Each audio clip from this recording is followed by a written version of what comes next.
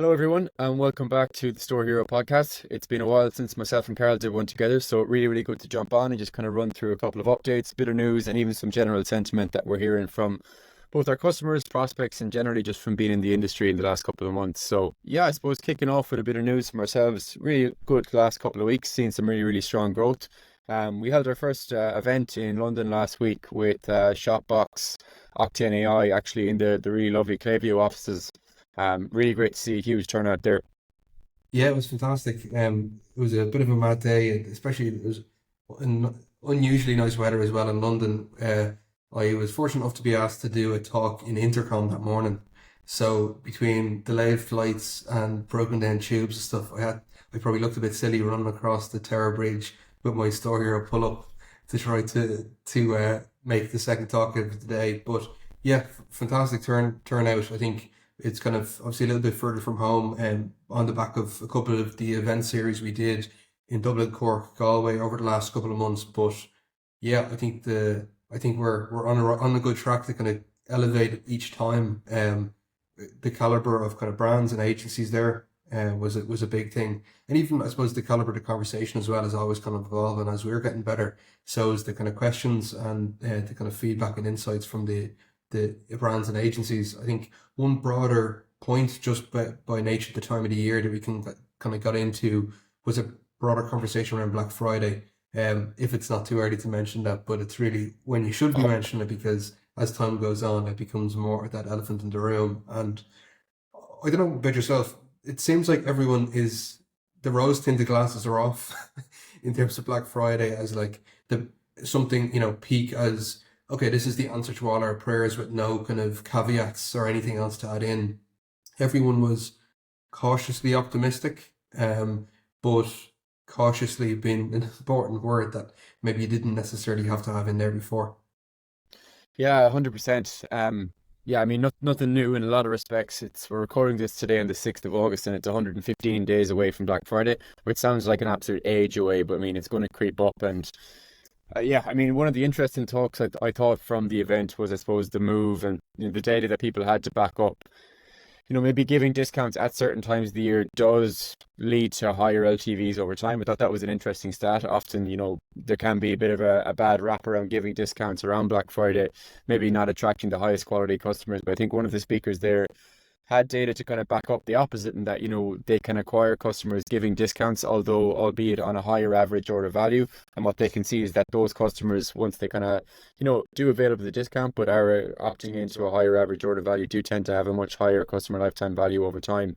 I think it was really interesting and refreshing to hear just that conversation around not just going complete all in on discounting either, and really just trying to factor in, fluctuations in discounting and how they relate to fluctuations in customer acquisition costs at such a peak time of the year. You really do have, and I mean, it came up a couple of times. It's almost like a 6 week condensed window, and a lot of brands, were speaking around, not wanting to be so reliant on 6 weeks coming towards the end of the year to make the whole year as well. And I thought that was such an interesting kind of tidbit to come away from it with. 100%. I think every brand is going to be slightly different in terms of the actual implementation, but critically, anyone looking at the numbers in a deep enough manner are coming to the same conclusion. If they're going to discount and forgo some profit on that first order, they want to make sure they can make it up in a reasonable period of time. Nobody is reasonably going to give discounts for no reason. It's because they can see what the pathway looks like over the first 3, 6, 9 months of an engagement with a first time customer. Some people are coming to the conclusion, maybe reflecting on 2023 metrics to say, okay, well, I could see that my gross profit based LTV over the course of those couple of months was actually great. I was able to acquire customers at a higher volume and they're already, in a position whereby they were first order break even, maybe second order profitable, whatever the case may be. But I'm into the green, into a great position versus maybe other people who are coming to the conclusion, okay, we spend very aggressively.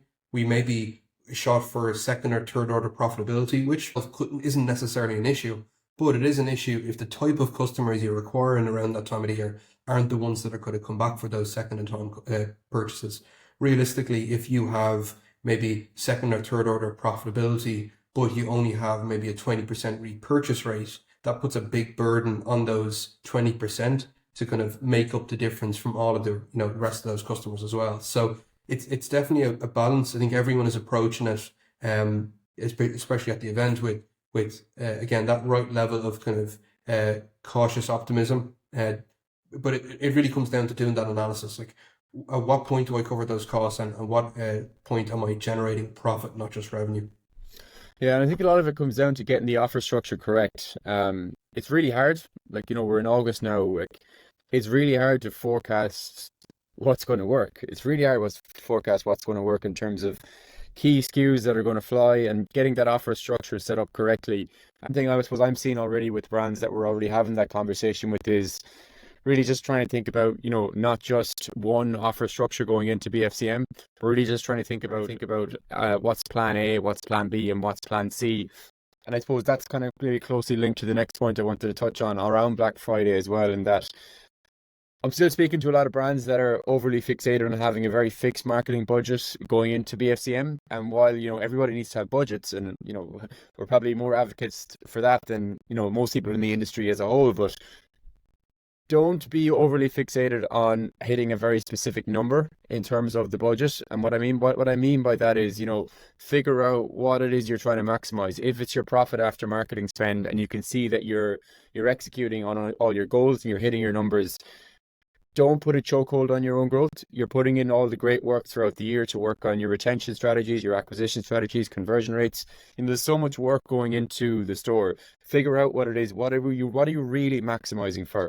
And if it is your profit after marketing spend, we need to understand, maybe take it week by week as it comes to busier times of the year, even probably day by day as we get towards the end of November. But if we're hitting the numbers and we're ahead of our targets and we're ahead of our efficiency and we're hitting our profit milestones that we had previously set ourselves, don't be beholden to a previous marketing budget that you might have set, because, what could happen is that you could have been capable of a hell of a lot more. And I'm not just talking about driving extra top line revenue here. Anybody can do that at that time of year if you're looking to spend more, but you could be missing out on extra profit that you could be driving to the store. It's such an opportune time for customers. Everybody's in the market for shopping. Everybody's in the market for your customers. Your customers are all in market for your product. So that's just one thing. I'm still running into it with some brands that just have their November marketing budget set now. And while it's a good idea to have it set, you just make sure that you understand going into Black Friday what it is you're looking to achieve, and really just not looking at it on one consolidated monthly basis. Have it broken down week by week. And if you're over optimizing week on week for where you thought you'd be, don't be afraid to increase that budget, because chances are you could have a much better year, month, whatever it's going to be, quarter, than you might have previously budgeted for as well. It's naturally, I think, a failure of, or a limitation by nature of the fact that people just don't have a real time view of profitability, and therefore they're forced to set a fixed marketing budget because they've no other way and reference point. But again, think about it, like, you wouldn't set a maximum revenue limit where you say, okay, I've hit this revenue target, I'm just going to shut up shop and not do anything for the rest of the month. There's always, if there's a bigger opportunity there to go for, people will do so. And that's really what, your spend an additional spend could do. We see the path to I suppose the path to greater profitability for brands sometimes is spend more, and then actually from there they're driving incremental profit per order. They need to maybe pour more fuel in the fire. Equally, there's other brands who would be better served pulling back that spend. But again, either way, you're going to be underserved by just focus on a fixed budget. You're not going to maximize an opportunity, and you may actually kind of maximize a loss, or maximize an adverse condition as well. 100%. And some other good news, I suppose. Just moving on maybe from Black Friday until maybe we touch on it a little bit later, but TikTok Shop launching in Ireland eventually. We've been hearing rumblings about this for the last 18 months, but it does sound like early October. I think the Sunday Business Post announced it last week that early October TikTok Shop is going to be released in Ireland, which is phenomenal. At the moment, it's released in the US, the UK, I think it's Singapore, Vietnam, Thailand, the Philippines, Malaysia. So mainly APAC, not Australia just yet, but mainly the UK and the US. And I mean, the results are amazing. So I think any Irish brands listening to this should definitely look to just take it seriously and at least know what you're getting yourselves in for. It definitely is a different kettle of fish. Just bringing up a quick Forbes article here from last month with some really, really interesting insights. So, I mean, the first one here was, from my perspective, was really, really interesting. So, I mean, looking at last February, 81% of all purchases made on TikTok Shop were purchases that were made by existing customers. That's huge, up from 64% in November 23. Even 64% is much higher than I might have thought it would have been. So that's massive. That's huge. Really, really strong. Couple of other interesting kind of tidbits to pull away was another article I found here on Fit Small Business. 1.9 billion global users. Again, I'd imagine that's a split between TikTok and its kind of Chinese counterpart Douyin. More than 55 million users in the US have shopped on TikTok Shop. Now, that's an astronomical number. Um, I did not think it would be that high. What do you Definitely think? not. I think a couple of a couple of initial observations. I didn't put two and two together until you read out those couple of countries, but obviously this is TikTok Shop's first foray into the EU, and that's maybe why they've been a little bit more reticent to make that jump. I had always thought the likes of I remember like the likes of Facebook reactions and hiding Instagram likes. Ireland had always been a test market globally for kind of new features. Obviously, this is at a little bit of a different scale. Probably in the last couple of years, for those other kind of broader EU reasons and legislation reasons, they're probably a little bit more hesitant. But I think this is, I know there's going to be listeners that aren't necessarily Ireland focused, as one of the, I believe now the largest speaking or largest primarily English speaking market in the EU. Ireland is an important kind of introduction into that. Anyone looking to sell across the EU, it'd be interesting for brands globally to see how this goes. The other thing I'd say is Amazon, I'm sure, aren't taking this too kindly and are going to be very cognizant of, like, okay, what type of customer is going to Amazon as that kind of first port of call, who's going to TikTok as the first port of call, and probably in most cases, who's already on TikTok. That's the answer to the second question. So I think all coming back to a brand's, I suppose, broader approach to growth. You can see with kind of marketplaces and addition of marketplaces, those marketplaces have fees. There's pros and cons to each. I think it just speaks to the I suppose the challenge with it kind of speaks to the challenge with using revenue as that North Star, because you can easily chase your tail across all these different opportunities. There's gems hidden in the rough here, but I think it's so important to kind of set some clear guardrails as to what you are and aren't willing to, pay to acquire a customer, to generate an order, whatever the case may be. Don't play the game at any cost. You need to kind of define the rules of the game that you're playing. 100%. And even just to touch on some numbers there, the TikTok Shop US, over 31,000 stores. It's not listed here, but I found it just before we jumped on. There's over 16,000 in the UK already. So, the brands that jump on this specifically in Ireland, as it's new to the market, are probably going to be able to capitalize on it a lot more than maybe some other brands. And the last piece to touch on there is, I suppose, the industries. Probably no surprise in beauty and personal care, being the top two. Women's wear and underwear, men's wear and underwear kind of following closely in pursuit there as well. But particularly brands, beauty brands, skincare brands, tanning brands, all seem to do exceptionally well on TikTok Shop. I think when you can kind of show nice creatives that show immediate impact and it's very visible to the end user, those are the type of brands fused with, I suppose, the demographics that are on TikTok, that do tend to work quite well. So just an interesting tidbit there as well. There's probably some kind of commonalities or common threads between what you might have traditionally seen in like the infomercial style, especially it's in the US over the last couple of decades. It's those products you can easily tell through a visual story. There's not a massively informed decision process. It's selling to an audience who are primed to potentially buy an impulse to a certain extent. It's not a massively considered purchase as well, I'd imagine would help. 100%, 100%. I suppose the last bit of news there from our side, got a great little shout out in the Irish Business Post, Sunday Business Post there on Sunday. Beautiful picture of Karl there. Unfortunately, Yeah. I was sick as a dog on Friday morning and couldn't make the shoot, but really, really great to have them kind of feature us here. Really great exposure, and we've had some really, really good interest and follow-ups on the back of it as well. So, fantastic to get that little shout out. Yeah, nice. The physical newspaper, probably the only time I've bought a physical newspaper in the last couple of years is when we're in it, which is probably a good sign for us, So you bad bought sign one for paper. newspapers. Yeah, exactly. Yeah, so I don't know what that means more broadly, but yeah, something nice to put in the fridge. But it's the I was able to kind of sell it as I did all the work because I was the only one in the picture. But which maybe you'll do the next one. Absolutely. Yeah, I mean, maybe just moving back to Black Friday. As I mentioned, 115 days to go. It sounds like a long time. It's going to creep up. It always does. I suppose some interesting pieces I was kind of looking on before we came on there. Maybe some interesting stats, I suppose, from Black Friday 2020, but both 22, and I suppose the increases or decreases in different metrics, or I suppose key trends in comparison to 2023, and where we might see this going as we approach 2024. I suppose just before I dive into that, last year Black Friday fell on Friday, November 24th. This year it's falling on Friday, November 29th. Now, why does that matter? It just does condense that buying window post Black Friday. A lot of people are going to hang on to the sales, and we can kind of come on to it now in terms of that argument or that decision that brands need to make, and how early do they actually start that sale?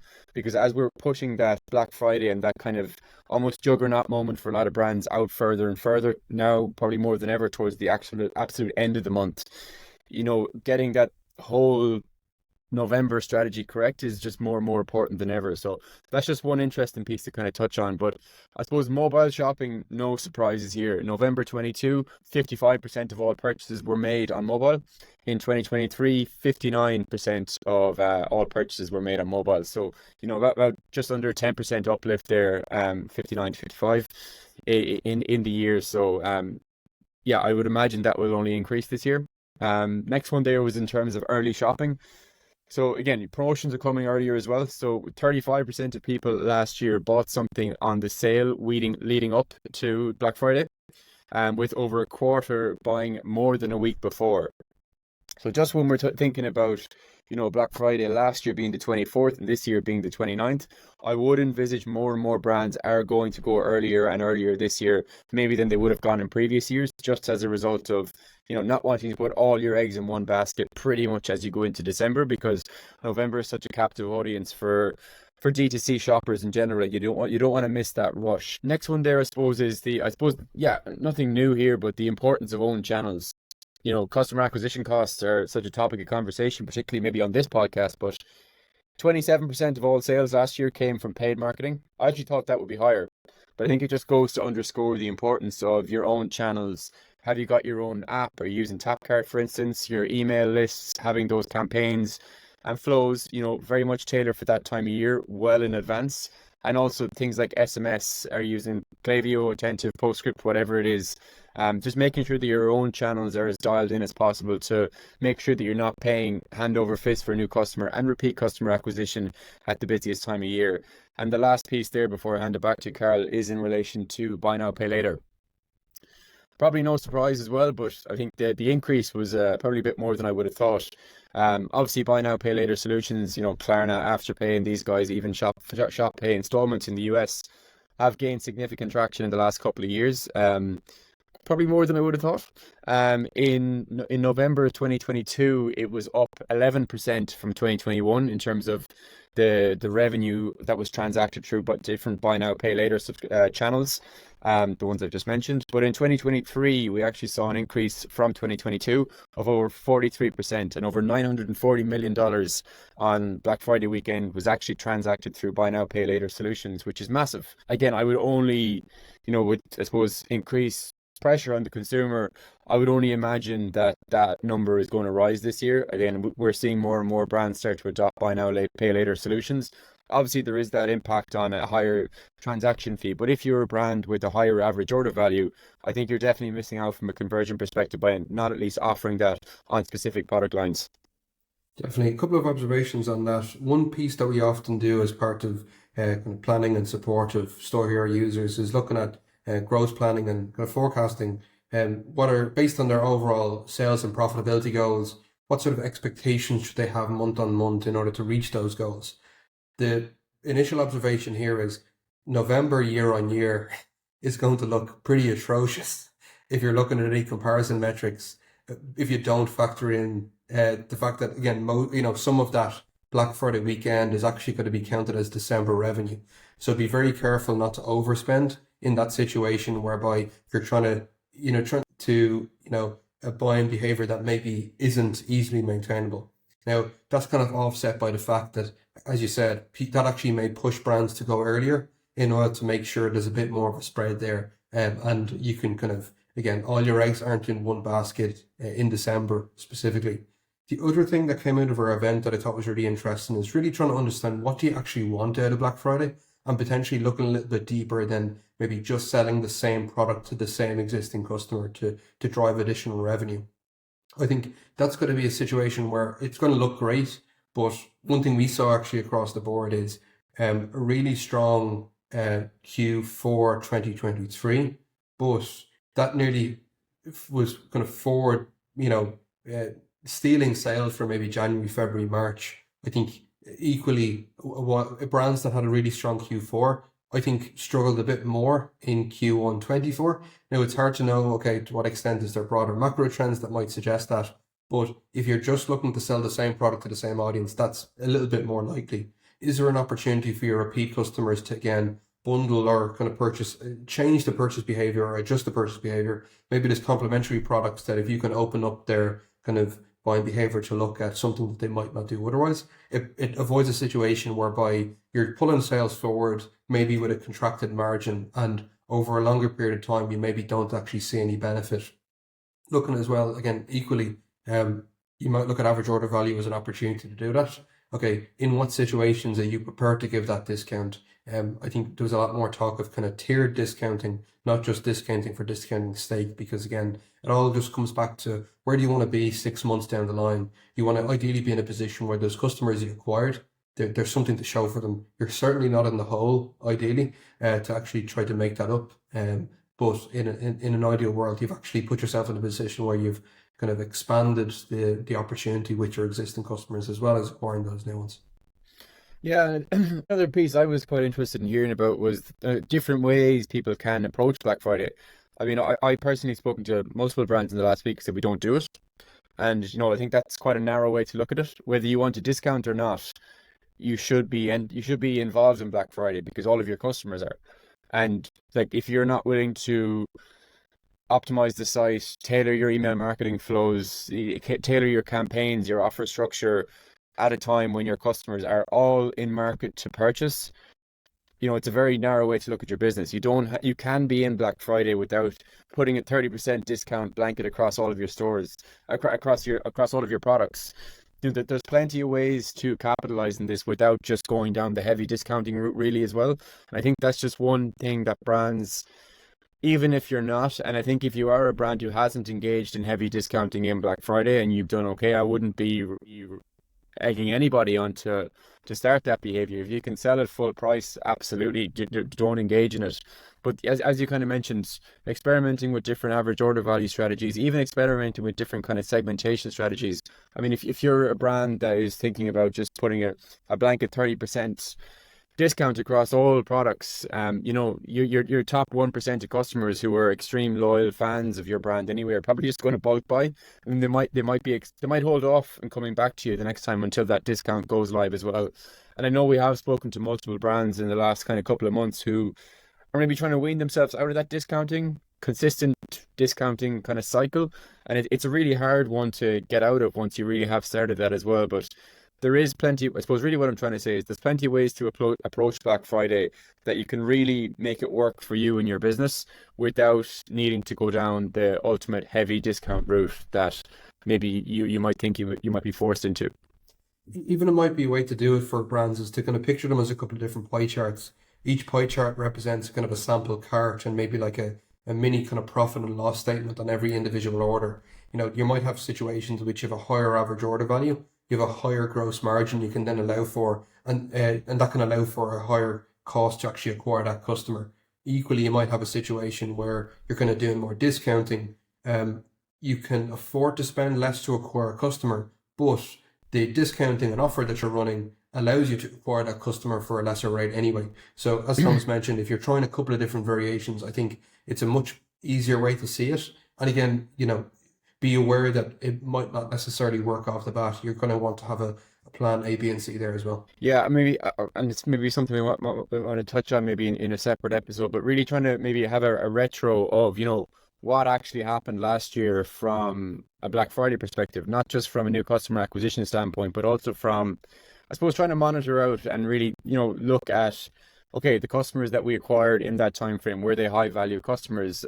Were they quality customers, and that were they coming back to us consistently?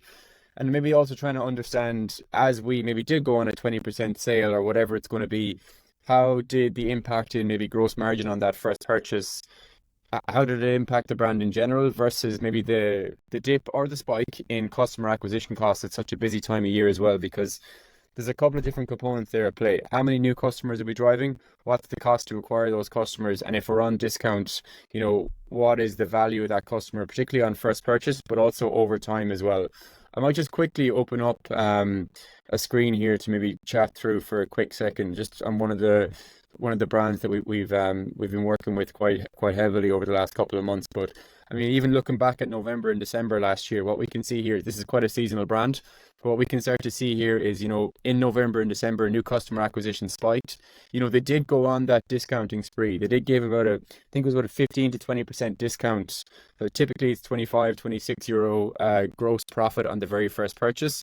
But what we can see is in November and December, it dipped to 22 and even to 21 there. Now, that's fine, because what we can see is here, the cost to acquire the customers actually plummeted in that time frame as well, and the new customer growth actually went through the roof.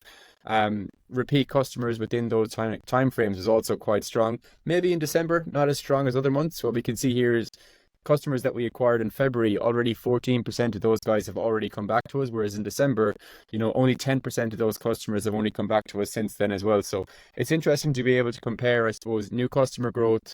How much is it costing you to acquire those customers? Did those guys actually come back to you?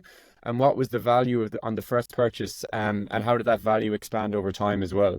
Like what we can see here from the customers that we acquired last November, it did cost, the value of the first purchase was 22 euro. And even 8 months later, that value has only risen to 26 euro. Whereas if we go back to September, the gross profit value on the first purchase was 26 euro in itself. Now, that being said, there's a huge difference in terms of what we actually paid to acquire those customers. It was 19 euro and only 8 euro in November as well. But I mean, plugging in something like this where you can actually do a retro on the impact of your discounting for the busy period last year, in tandem with the cost to acquire those customers and the number of new customers that you acquired, is just such a worthwhile exercise as you look to plan into Q4 this year. Because the practical benefit of all of that is you can benefit from the tool that is Meta Ads Manager, Google Ads Manager, but you're not relying on it. I don't think anyone wants to be in a position where they've only one tool in their tool chest, and looking at your repeat customers a lot more strategically is certainly something we're seeing people do consistently across the board coming up to Q4 24 as well. So just to extend that thought before we finish up, I think the broader outcome, or one of the broader points I'd make for everything we're speaking about is, everyone is playing on the same playing field, but has a different setup, different underlying unit economics, different abilities to acquire customers at different costs, different average order values. So I'd always be cautious of people looking for one particular tip or strategy or tactic from another brand if they don't share those underlying kind of components or fundamental pillars, because ultimately you can easily send yourself off in a situation where you're a clothing brand and you're running ads like Gymshark, but you're not Gymshark. Realistically, what advantages do they have that you don't, that you're not going to beat them at that game? But equally, it's the other way around. What situations can you actually perform and can you win? So looking at what that unfair advantage is, especially coming into Q4, I'd really take time and consider maybe 4 different options that we see consistently.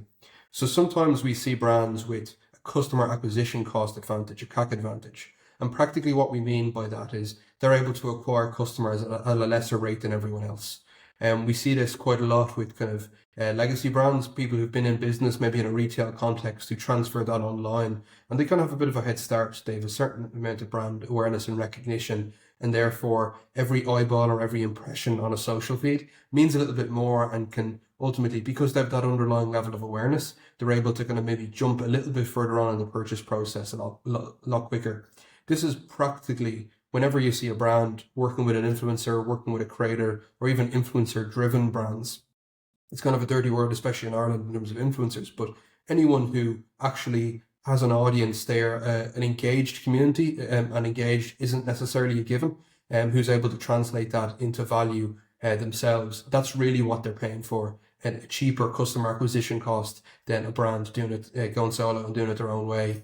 And so keep that in mind. If you're not in a position to win, you might have to have a look at some other factors. So the second one might be a margin advantage. If you're, trying to look at your marketing tactics, run effective ads, and you're building on top of maybe a poor margin in your core business, that's going to be very much an uphill battle. We always try to recommend brands have at least 60%, but ideally as high as possible, gross margins, because ultimately, the ads platforms will compete away the rest of those gains. The more advertisers, especially at key times of the year, the more you're going to have to pay to maybe get that customer, I suppose, over the line. And the lower your margins, the more of your average order value and the more of that kind of amount the customer is paying, you can afford to put towards actually acquiring them in the first place. It's freeing up margin that maybe other people don't have. Adversely, if you have a very small margin, you're limiting your ability to acquire customers on a break-even basis. And that's when you often see businesses waiting for second, third, fourth order profitability, who may run into challenges as well. Another big opportunity we see, and an advantage, an unfair advantage it might seem like, is a creative advantage. As ads platforms have been so, I suppose, machine learning driven, you're not diving in and making detailed targeting decisions as much as you used to anymore. Meta and Google are in a position to know exactly who is converting, and therefore can build a more accurate picture as to how to find more people like that. That being said, the one kind of lever that you have at your disposal, or one of the most primary ones you have at your disposal, is your creatives. And if you're able to actually, drive and produce creatives on a consistent basis to kind of feed that system in the greatest way possible, you're going to have a big advantage. It's one place that I think brands talk about a lot, but it's tough to do, understandably. But as as anyone can do, same thing with anything from a creative content perspective, having a bit of a scrappy approach to find that balance between quality and authenticity is a hard thing to come by. How do Yeah, you go think ahead. about brands, just even to jump Sure. in there, just on that one, 'cause I think it's Yeah. such an important point, and we get a lot of questions on it, I suppose. How many new creatives, just take for instance a brand doing between 1 and 5 million, maybe 1,000 SKUs. Ballpark, how many new creatives do you think they should be loading into their Meta Ads accounts on a monthly basis? So there's a quantitative way to kind of track this, and really what you want to be looking at is the ad fatigue, the level of ad fatigue in your existing creatives. If you're selling to a broader market with maybe a reasonable budget, you're not spending 20K a day on ads, and therefore you're not burning through your addressable market very quickly. You're going to have to show your ads a couple of times to different people, but there's enough people that you're not absolutely overwhelming them. That ad, I suppose ad frequency number is something that I would really keep an eye on. If that typically what we see, this is a very broad example because it covers a lot of different types of industries. We often see situations where performance may start to degrade after maybe a 4 or 5 frequency. For some people, that might sound like a lot. Why am I showing my ad 4 or 5 times to somebody who hasn't purchased yet? Realistically, people will scroll past your ad multiple times without even recognizing it as a view or impression. If that was the case, that each impression counted as much as kind of a level of engagement, you drive a lot more sales for those 100,000 impressions you might drive on a daily basis or on a weekly basis. So keep an eye on that ad frequency. Your performance realistically is going to dictate your creatives. If you see a situation where your performance starts to degrade, creatives is the first thing you should be testing.